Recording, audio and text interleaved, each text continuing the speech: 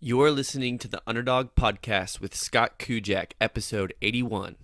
Then I was on bed rest for 5 months. So I felt like once again kind of lost my horses and what I was supposed to do then. I remember one day my mom walked into my room and I told her, today is not my day. And she said, that's okay. Tomorrow's going to be.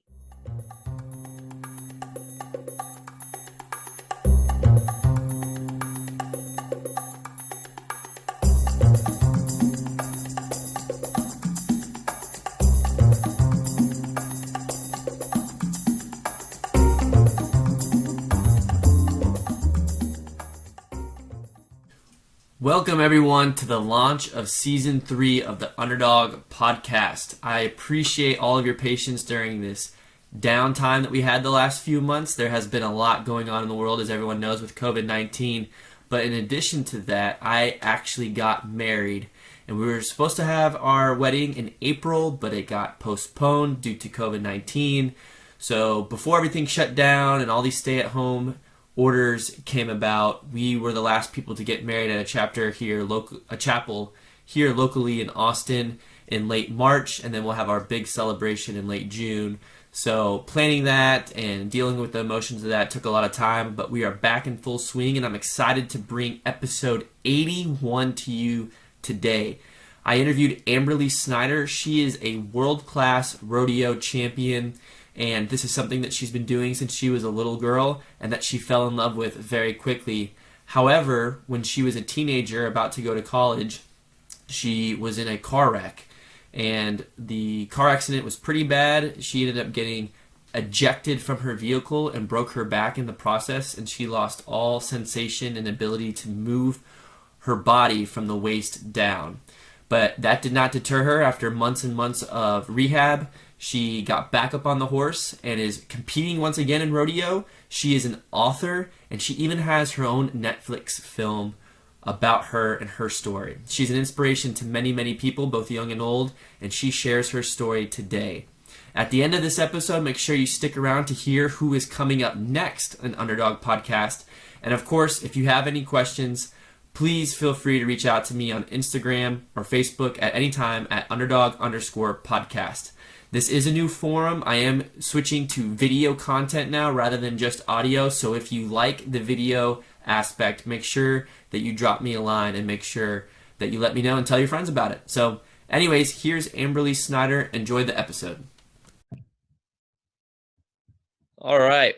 Welcome, everybody, to the Underdog Podcast. It's been a while since I've jumped on the mic, but I'm ready to kick off Season 3 with Amberley Snyder. She is joining from Utah, correct? Yes. Where in Utah do you live? I'm in Tremont, Utah. So like northern Utah. Okay. So north of Salt Lake City or? Yes, about an hour north of Salt Lake City. Gotcha. So me and my fiance, now wife, we went there in December last year as like a little getaway weekend trip. We saw Park City and stuff. So Utah's pretty cool. It's our first time there. We definitely want to go back, and it's a cool place you get to hang out and live in. So Amberley has an incredible story. She's an author, a public speaker, a rodeo extraordinaire. She has a lot of different titles that go with her name. But let's start off with the horseback riding. What drew you to horseback riding at such an early age, and what events did you compete in as a child? So I feel like my mom had a horse when she was younger, but she didn't get to compete in rodeo. And when she saw that I had the interest, she just made it possible. So I was actually in California. That's where I was born. And we found a place that would take a 3-year-old. And I started riding at 3 and just fell in love with it. And of course, like I said, my mom made it possible for me to be able to do that. When I was 7, my family decided to move to Utah. And I told my dad I'd only go if he got me a Palomino barrel horse when we got there. So he did, and that's when I started competing in rodeo. What type of horse is that? Is that a it's pretty a color. common horse? Palomino, Oh, yeah, okay. Palomino is a color, so it's like a golden. It's like I wanted the golden horse with the blonde mane and tail. Gotcha. That's what I want. And that's what he bought me when I got there. So it worked out pretty well. That's when I got to start competing. In the junior rodeo days and into high school, I did rail racing, pole bending, goat tying, and breakaway roping. Those were my 4 events. Okay, which one was your favorite? Probably pole bending. Probably because that one I was the best at. I loved pole bending and I loved breakaway roping. Barrel racing you do because that's the one that's going to take you into the future, and go tying you do just for the all around points. So, I mean, at least in my standpoint, there are really, really good go tires that's what they're great at. That was just not me. Nice. So for those who are listening who are not rodeo fans or who are not familiar with rodeo, what is pole bending? If you could explain that. So pole bending, there are 6 poles that are set up in the arena, 21 feet apart, and you run down one side, weave through, weave back, and then run home, timed, just like the barrel racing is. So you're usually doing that in anywhere from 19 to 21 seconds, like to be good at it. And yeah, so that's what pole bending is. Adrenaline rush. And for those who haven't been to rodeo, I live in Texas, so I go to rodeo all the time. And rodeos are a blast. You guys have to go check it out if you haven't been to one yet. So clearly you were very good. You grew up doing this. You knew at 3 years old, you wanted to ride a horse. Were you getting recruited by colleges to do this in college on a full ride? So I had definitely, yes. I had a couple colleges that we were talking to and communicating with on what I would do once I left high school. Wasn't sure what way I wanted to go. And then I ended up taking a year off when I was serving as state FFA president. But yeah, I had a couple colleges to go to on what I wanted to do. We just took the year off, and of course then life changed, and then we just did something different for a minute. That's right. That's a perfect segue. So great lead in. Can you share with us what happened on January 10th, 2010? I was on my way to Denver, Colorado when I was going through Sinclair, Wyoming. I was in a rollover truck accident where I was ejected and hit a fence post, breaking my back. So of course life started over in a chair. And yeah, I mean, I feel like then you don't know what you're doing for a minute, but you've got to just figure it out. I guess that's the shortest way to tell the story. Yeah, that's just terrible. And I know actually my wife's best friend, she was in a car accident a few days ago, and it was really, really bad. Somehow she walked out and her husband were fine, but the people in the other car were not good. So car accidents are obviously terrible. I think probably most people in life have a family member or a friend who have been affected by it. But for you, you were this tremendous athlete, tremendous rodeo performance athlete. And all of a sudden you broke your back and you lost your ability to move from the waist down. So in recovery, when you are in the hospital and you hear your diagnosis for not just the short term, but the long term from the doctor, how did you handle that as a teenager with the world ahead of you and rodeo ahead of you? How did you handle that both physically and emotionally? I think that it was kind of a whirlwind, right? I think that you hear that news and you try to figure out, what do you do next? You know, a part of you doesn't believe it, right? You think, well, that can't be true. You know, by the time I leave this hospital, I'm going to be walking and I will just go back to the normal life that I had. There's like reality checkpoints, I think, where you realize things aren't going to be the way they want to. And that's when you go through being upset and frustrated. I think you go through the physical change and the mental change and the emotional change and the spiritual change. I think that everything has to adapt and go through phases. So same thing for me. You know, I had to handle those all independently. I told him I rode horses and I was going to get back on a horse. I didn't really care what the odds were, what people said, or if it was possible or not. I was going to figure it out. That was a process for sure. Like everything else, you know, you think you have this plan, and all of a sudden that plan changes incredibly and you have to decide what you're going to do now. Wow, that is a lot of good insight right there, because I've definitely been in a position where I've had a plan and I'm going to do it this way, and then boom, I have to pivot and something else happens. Whether it's good or bad, I just have to adjust. One of the things that I've interviewed over 80 guests, and they've all gone through different highs and lows, whether it's a physical injury or emotional or spiritual, whatever. And a lot of my guests have battled with depression or still battle with depression. So did you experience anything like that in the hospital or even your time outside of the hospital? And if so, how did you overcome that? What would be your word of advice to anyone listening right now? So I feel like that, yeah, there's definitely moments where you're more down. I think, you know, the depression comes into play. And that first summer after my accident was pretty tough. When I was on bed rest for 5 months, that was pretty tough. there's definitely been those moments where I feel like that you're pretty down.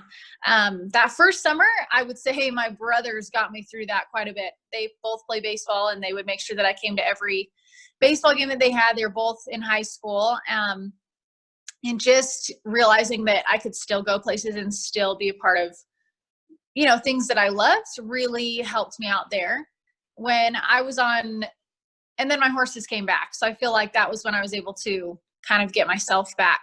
Then I was on bed rest for 5 months. So I felt like once again, kind of lost my horses and what I was supposed to do then.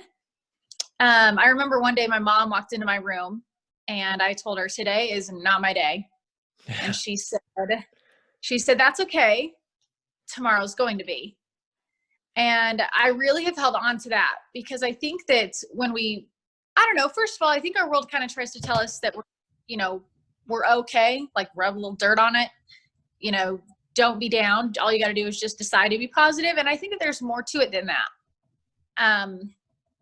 You're allowed to be upset. Sometimes the world just doesn't go the way that we plan. And so I think you should accept that you are upset and accept that things aren't the way that you want, but then what? So for me, I think in those moments, it came down to, even if the whole day was crappy and I didn't like the whole day, I would try to find at least one thing during the day and allow myself to be happy from head to toe, feel it to my core, allow myself to feel that happiness, and then go back to the rest of the way, the rest of the way the life was, or the day was, or however I felt. But I felt like that one moment was really what carried me from one day to the next for a while. That might be the most crucial and significant part of this entire interview. And I just wrote it down. Today is not my day, but tomorrow will be. What a great mantra to live by, especially when we're through the thick of things in a certain moment in life. Is like, hey, today, I might not figure it all out today, but tomorrow is a new day and I can wake up with a brand new perspective and pursue a new challenge. So we just went from the low, talking about how you got through 5 months of recovery, and your brother was there to help you get through it, your mom, etc. But you mentioned that it was your goal from the beginning to get back on the horse, not even to walk again, but to get back on the horse. So take us through what it felt like to get back on the horse for your first time. Were you afraid? Were you excited? Were you nervous, etc.? That very first time that I got back on, I think I had built it up that it was going to be the exact same way as it was before. So that first day I got on was actually probably one of the hardest days of my life, because I realized it wasn't the same. It wasn't going to be like it was before. And I was really upset. Actually, I got off and didn't know if I was going to be able to do it anymore. And there was a lot of ups and downs in between that first day to where I am now. But truly, I know, I wish that I could say the first time I got back on it was perfect, but that would be such a lie, because honestly, that first day was terrible. It was so terrible. Oh, I bet it was fearful and tiring and just a lot of different emotions. But obviously, you saddled back up the next day and the day after that, and you got back on the horse, which is kind of your whole mantra, is getting back on the horse. And no longer is it the hardest day in your life, but it's probably the highlight of your day. Every single day is getting on the horse. So what events do you compete in now? And where have you been competing in? Like, what different states? So I compete professionally now. So I've earned my card. You can buy your permit and then you have to earn your card. So I've earned my card to compete professionally.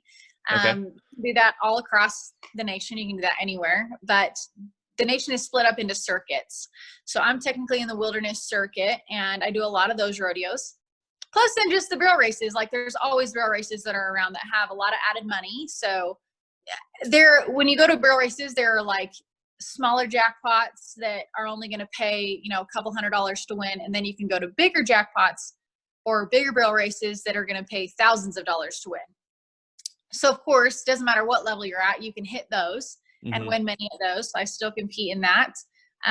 So barrel races, is that your top event right now? Is that what you do the most? So I definitely barrel race the most, because all those other events kind of end after high school. So gotcha. I can still breakaway rope as well, but just barrel race. So whether it's at the rodeos or at barrel races in general, either one. Gotcha. Now you have built up quite a following on social media, and you do something on Wednesdays called Wheelchair Wednesdays. Can you share with us what that is? And if people want to tune in on Wednesday, what can they expect? So Wheelchair Wednesdays started. I was getting asked how I did things, right? I mean, I'm the first paralyzed rail racer and the only paralyzed rail racer in the entire United States. So I was getting asked, well, how do you do this? And how do you do this? And I just felt like instead of telling all these people, why don't I just show them? So Gotcha. that is where Wheelchair Wednesdays came from, is they were just how-to kind of videos of how was I doing certain things. And yeah, when they all played out, people ended up loving them more than I even thought they would. And we carried them out for a couple years. I haven't been doing them lately, but since I'm home right now in this quarantine, I thought I'm going to start over. I think I'm just going to start from scratch and just show everyone even what I've improved on since my last Wheelchair Wednesdays. So those should be starting soon. All right, everybody, keep an eye out for that. But of course, if you go on Instagram or whatever social media profiles, you can scroll through the history and find some good how-to tips from Amberley, what she's done over the years. Another huge accomplishment is that you have a Netflix video based on your story, and you just wrote a book called Walk, Ride, Rodeo. Can you share with us what that feeling feels like to have both of those accomplishments, but then separately, what was it like to have basically a documentary made on you, or a film made on you, someone else who was acting and portraying you, and then writing a book, and like how those have combined together? So it was kind of a cool way that it went. The book actually I wrote in 2017. Me and my horse got in an accident at a rodeo and I broke my leg. And so Oh, geez. while I was waiting for that to heal, I just decided I would write my kids book. So that's where the Walk, Ride, Rodeo kids book came from. And then fast forward to 2018 when Netflix got on board for my movie. Originally the script was called Riding on Faith. But when they heard about my book, my little kids book that I had, they changed the movie to Walk, Ride, Rodeo. So that was such a process in itself, between the script writing and the casting and the filming and then the post-production that goes into making a film. It's a heck of a process. I learned a lot, and it still seems pretty surreal to know that there's a movie about me that people can see and learn about my life. But it really is a neat experience. So I've interviewed a bunch of people who have written books. I actually wrote my own book, and I know the lengthy process that it takes to write a book. However, I don't think I've ever written anybody or interviewed anybody that has had their own film made about them and their story. So what goes into that? Do you have to pitch yourself to Netflix, or do they come to you? And then once they start filming, how much say do you have in how the story develops? So the process started actually quite a few years ago. It started in 2013 with a production company coming to me and wanting to write this script. Gotcha. So we did that. Then a new production company came on in 2015. We revamped. They bought the script from the first company. We kind of revamped it, added the American at the end. And then that production company went and pitched it to Netflix. So they came on in 2018. I didn't do any of that. I wasn't going to pitch myself. I didn't even want the movie to start with. So I didn't do any of that process. But yeah, that's kind of how that went. And then I had an opinion, but not a say. So they were able to ask me kind of what I thought on some things, but they got to make the final decisions. Like they're funding the film and it's their name on it. So they get the final say on things.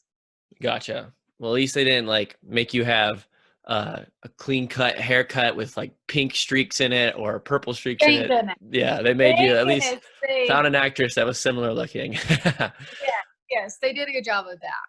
What was your coolest moment since returning to rodeo? And this can be either on the horse, like a big rodeo event that you won, or maybe something that is outside the realm of the ring, and maybe someone you met that's really cool, or some kids that you inspired. What has been the coolest moment in your return? Oh, my coolest moment.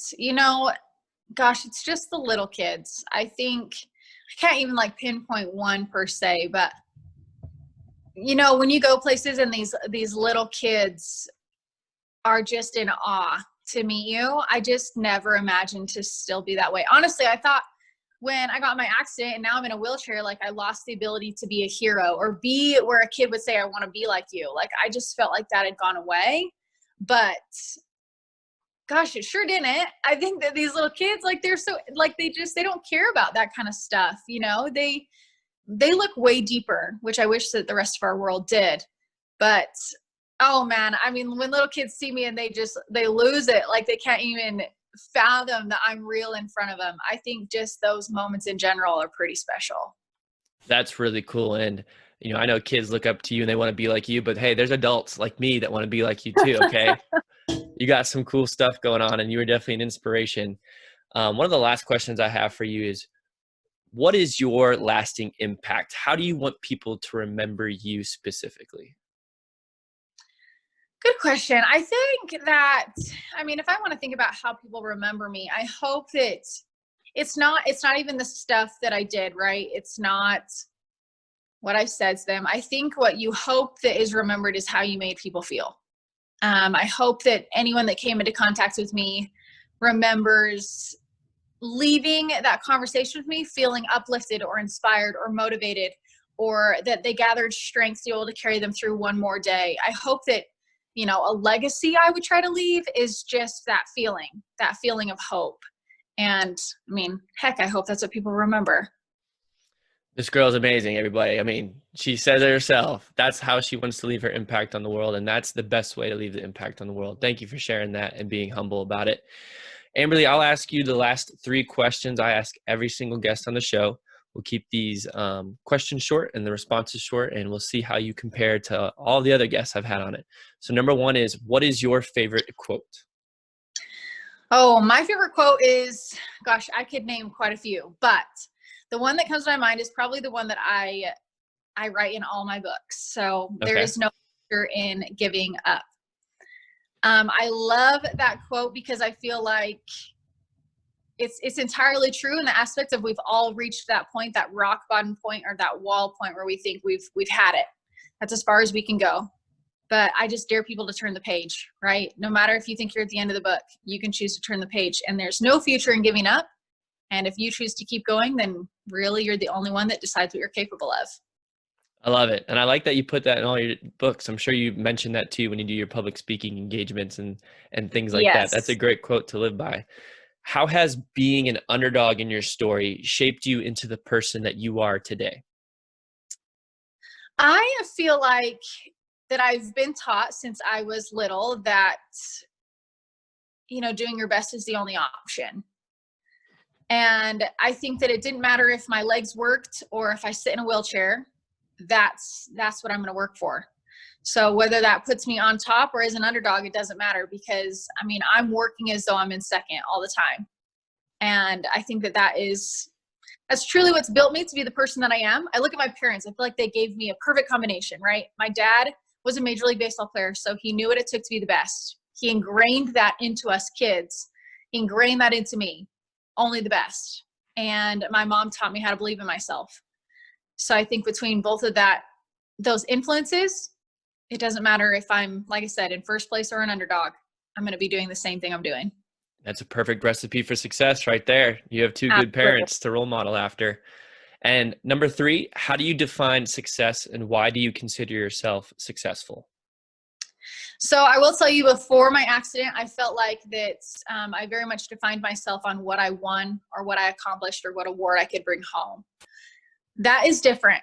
Not that I don't like to win. Of course, I love to win. But truly, I think that the ability of winning, I think, doesn't define you. It's what you do after that. The kid that is sitting there at your trailer waiting for your autograph doesn't care if you won the barrel race or if you hit a barrel. They look at you. And I think that you should define your success on what do you do in that moment of failure. Are you going to go back to that trailer and be mad and not talk to that kid? Or even in that moment of failure, are you going to change their life and try to inspire them? So if I was to define success, I would be like, what do you do in that moment of failure? Because I think that really defines who you are when the success comes. You are so smart and kind. And it's crazy to be speaking to somebody. How old are you, if you don't mind me asking? 27, 28? 29. I'm old. 29. And I feel like right now I'm talking to I feel like someone 50 or 60 that had like needed that long of life to experience or like have the perspective that you have, but you already have it at such a young age, which is incredible. Like you are definitely an inspiration to so many different people, young and old. This is my last question, which we definitely, I encourage you sharing, and I encourage everyone, go follow Amberley and connect with her. How can people connect with you, whether it's a website or public social media profiles, anything like that? So you can find me on all the social media channels on Instagram, Facebook, YouTube, Twitter, all the above. I answer all my own messages. Sometimes it takes me a month or so to get to everyone. I literally get hundreds of messages weekly. So it sometimes takes me a while, especially if I get busy and then they all get backed up. I spent 4.5 hours the other day finally getting caught up on my Facebook messages, and I'm already up to over 50 or something, and it's been a day. So she's popular. But yes, you can find me on all of my social media channels, and then my website is amberleysnyder.org. You can write me there also. Well, folks, that is amazing that she still answers all of her own messages and emails, because she gets a huge volume, but we are thankful for the quarantine time that she can catch up and connect with us. And thank you, Amberley, for coming on Underdog Podcast. I know you have a billion requests, but I'm thankful that I get a chance to capture your story and share it with the world and share it with my followers. So thank you for coming on. Absolutely. Thank you for having me. Okay, that was Amberley kicking off season 3. Thanks again for joining the show, Amberley. Coming up next, we have another guest who has an amazing story. He was a struggling musician, but decided to leave that trade behind and start his own business in the construction industry, and grew it to a multi-million-dollar business in just over 3 years. He has a remarkable story, and also comes with a story of forgiveness and how he's had to move past some of the pain that his father brought to his life in childhood. You don't want to miss it. It's coming up next week. In the meantime, please rate and subscribe to the podcast on iTunes or any podcast platform that you use. All of the ratings and reviews help the show boost its score so that other people stumble upon it accidentally and become a fan as well. As you know, these stories are meant to uplift and encourage one another, and I hope that you guys partake in assisting me and helping getting the word out so that other people can listen to Underdog Podcast. Please go ahead and follow me on social media as well at underdog_podcast. And if you have any recommendations for a guest, then reach out to me and let me know, and I would love to see if I can get them on the show. Anyways, thanks for joining me on season 3, and I look forward to many more episodes with you guys. Take care.